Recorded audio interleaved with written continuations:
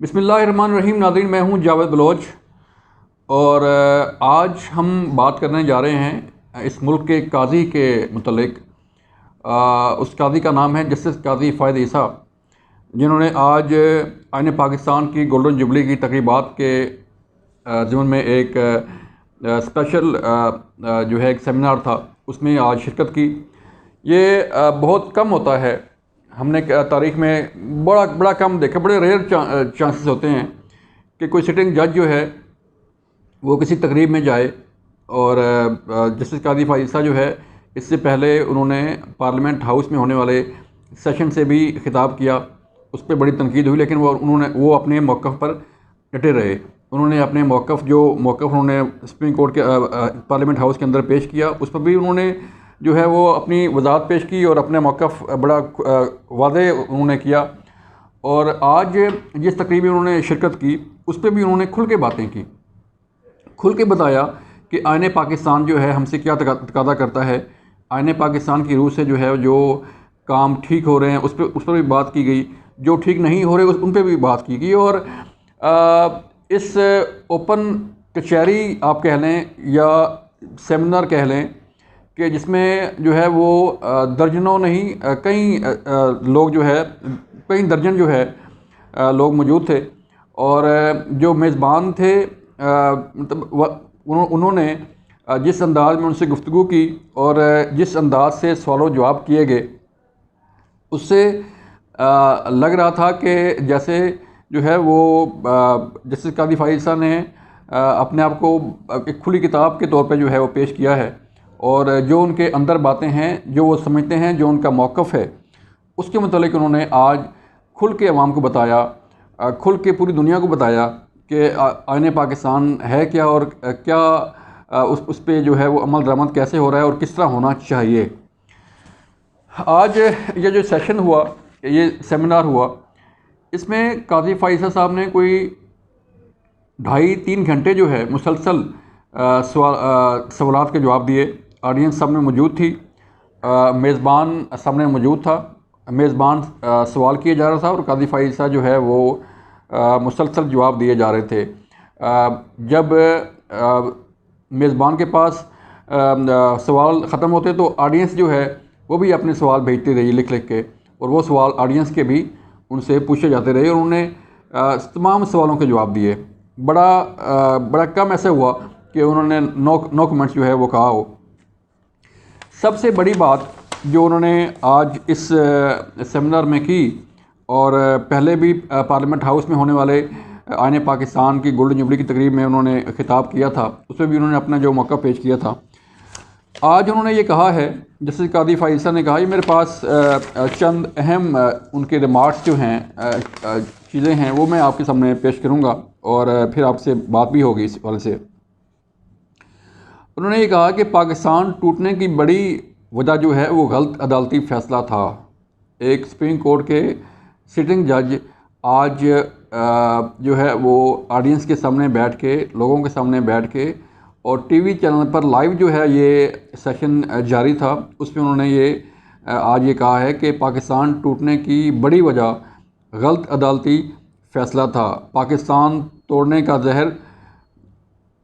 زہریلا بیج جو ہے وہ جسٹس منیر نے بویا، جو پروان چڑھا اور دسمبر 1971 میں ملک کے 2 ٹکڑے ہو گئے۔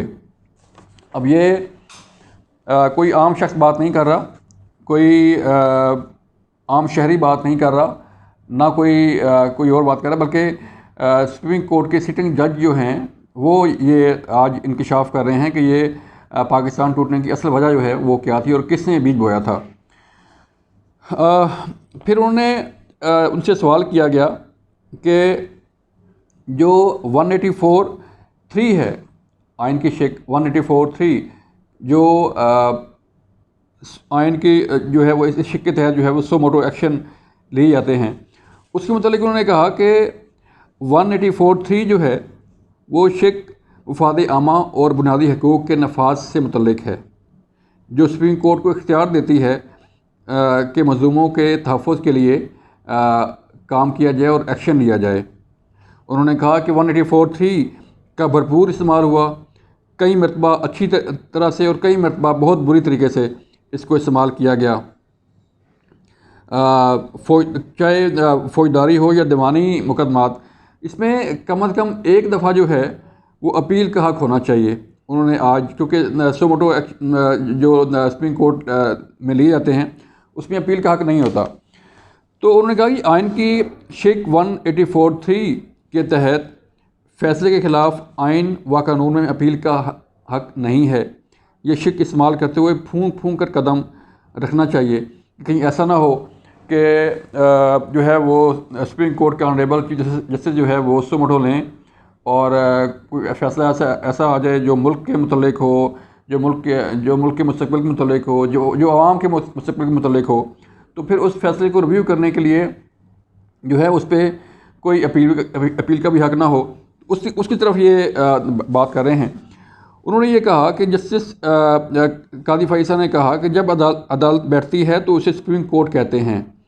شق 184(3) میں سپریم کورٹ ہے، میری رائے میں 184(3) کا اختیار سپریم کورٹ کو ہے۔ اب یہ جو انہوں نے بات کی ہے وہ کس کنٹیکسٹ میں بات کی میں آپ کو بتاتا ہوں کہ سو موٹو لینے کا اختیار کسی بھی معاملے پر، کسی بھی کیس سے متعلق سو موٹو کا اختیار جو ہے وہ چیف جسٹس سپریم کورٹ کو ہے، اور وہی سو موٹو لیتے ہیں، جیسے افتخار چودھری صاحب نے لیے، جیسے ثاقب نثار نے لیے، جس طرح اور آنریبل جج صاحبان نے اپنے دور میں لیے۔ تو اس میں یہ فرما رہے ہیں کہ جو اب قانون بھی پاس کیا گیا ہے پارلیمنٹ سے اور مشترکہ اجلاس سے بھی اور قومی اسمبلی سے بھی اور سینیٹ آف پاکستان سے بھی، کہ اس میں یہ کہا گیا اس قانون میں بھی کہ سو موٹو کا لینے کا اختیار جو ہے وہ چیف جسٹس آف پاکستان کے پاس نہیں ہونا چاہیے، بلکہ جو ہے وہ ایک کمیٹی ہو، ایک جج صاحبان کی ایک بااختیار کمیٹی ہو جو فیصلہ کرے کہ آیا اس کیس پر سو موٹو بنتا ہے یا نہیں۔ بات پھر وہی آ جاتی ہے کہ جیسے انہوں نے کہا کہ یہ مظلوموں کو حقوق، مظلوم کی حق کے لیے جو ہے یہ شق جو ہے رکھی گئی ہے، ان کے تحفظ کے لیے رکھی گئی ہے، تاکہ کسی مظلوم کے ساتھ زیادتی ہو رہی ہو، کسی حکومت جو ہے وہ کہیں عوام کے ساتھ زیادتی کر رہی ہو، یا کوئی انڈیویجول جو ہے وہ کسی کے ساتھ زیادتی کر رہا ہو، تو جو ہے وہ سپریم کورٹ اس کیس پر، اس واقعے پر جو ہے وہ سو موٹو لے کے پوری مشینری کو طلب کر سکتی ہے اور اس کیس کی سماعت کر کے اپنے فیصلے جو ہے وہ کر سکتی ہے اور اس کو صادر کر سکتی ہے۔ پھر انہوں نے کیا کیا، پھر انہوں نے آج اس سیشن میں کیا کہا، انہوں نے ایک بڑی اہم بات کی۔ ان کا یہ کہنا ہے کہ بڑے وکیلوں کے دلوں میں آئین کی اتنی محبت نہیں ہوتی، کیونکہ ان کی جیبوں میں فیسیں جا رہی ہوتی ہیں۔ اگر فیصلہ غلط ہے تو غلط رہے گا، چاہے اکثریت کا ہو یا اقلیت کا ہو۔ جو فیصلہ اب یہ جو اپنا چیز متنازع چیز چل رہی ہے کہ یہ ڈسپیوٹڈ ورژن آ رہا ہے کہ گورنمنٹ کہتی ہے کہ یہ 3-4 کی تناسب سے فیصلہ جو ہے اپنا مسترد ہوا، اور ایک جو ہے جو اپنا سپریم کورٹ کا فیصلہ ہے کہ وہ نہیں، یہ 3-2 سے فیصلہ ہوا ہے۔ تو اس پہ جو ہے وہ یہ اشارہ کر رہے ہیں، یہ بات کر رہے ہیں کہ فیصلہ چاہے اکثریت کا بھی ہو، اگر غلط ہے تو وہ غلط ہی رہے گا۔ پھر میں چونکہ ساتھ ساتھ جو انہوں نے کہا میں آپ کو تھوڑا سا اس میں بیک گراؤنڈ کے متعلق بھی آگاہ کرتا جا رہا ہوں تاکہ آپ کے اس میں پوری طرح آپ سمجھ لیں۔ پھر انہوں نے کہا کہ ہم پر آئین کا زیادہ بوجھ ہے، ہم نے حلف اٹھایا ہوا ہے کہ آئین کا دفاع اور حفاظت کریں گے۔ آئین پر بڑے وار کیے گئے، لیکن آئین کا بڑا حوصلہ ہے وہ آج بھی کھڑا ہوا ہے۔ بالکل ٹھیک بات ہے۔ ہم جس طرح اپنے ملک کو کھا رہے ہیں،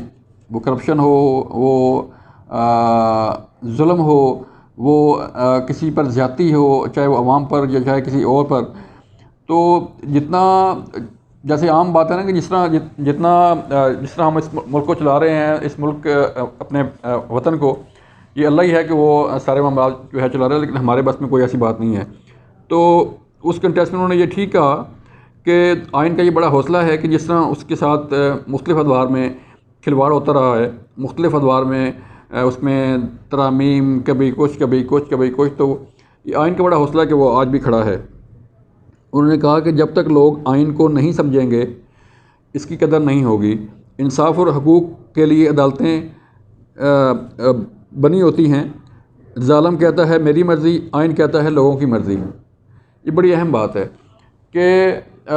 جو ہے وہ آئین اپنی مرضی جو ہے وہ بتاتا ہے کہ جو میرے اندر لکھا ہوا ہے، جو میرے اندر چیزیں وعدے کی گئی ہیں اس کے مطابق جو ہے وہ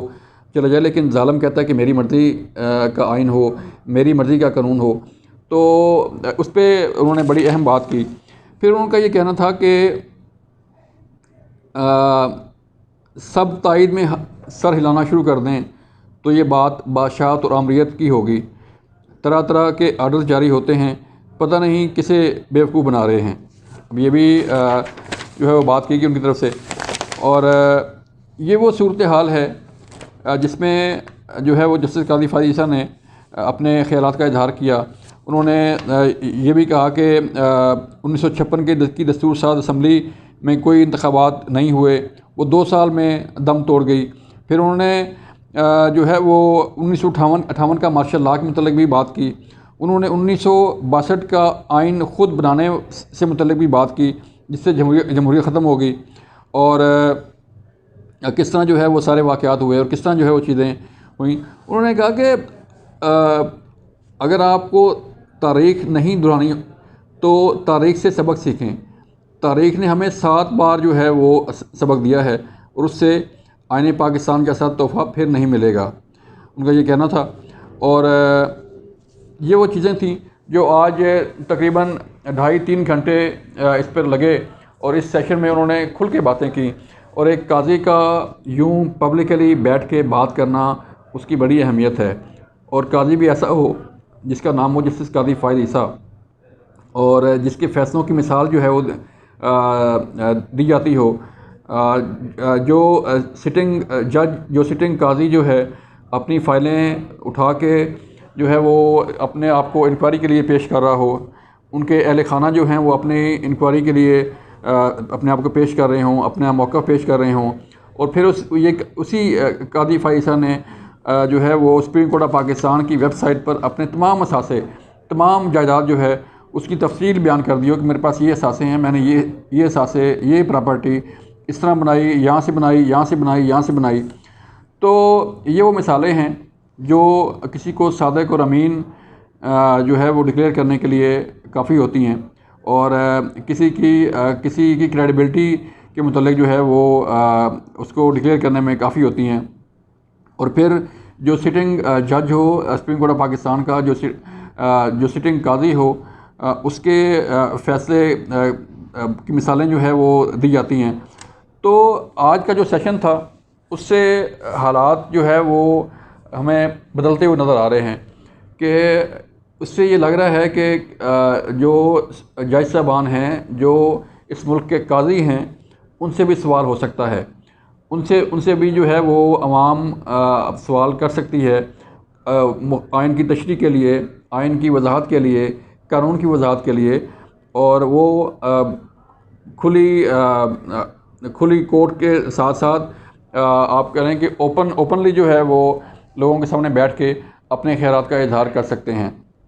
یہ وہ مثالیں ہیں جو قاضی فائز عیسیٰ سیٹ کرتے جا رہے ہیں۔ یہ وہ چیزیں ہیں جو مستقبل کی ایک نئی راہ کا تعین کرنے کے لیے جو ہے وہ سامنے آ رہی ہیں۔